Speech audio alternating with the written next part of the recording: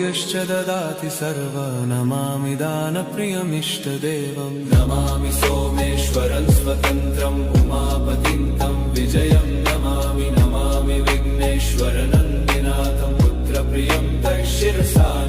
नमामि देवं भवदुःखशोकविनाशनं चन्द्रधरं नमामि नमामि गङ्गाधरमीशमीड्यमुमाददं देववरं नमामि नमाम्यजादिशपुरन्दरादिसुरासुरैरचितपादपद्मं नमामि देवी मुखवादनान इक्षार्थमक्षित्रितयं यैष पञ्चामृतैर्गन्धसुधूपदीपैर्विचित्रपुष्पैर्विधैश्च मन्त्रैः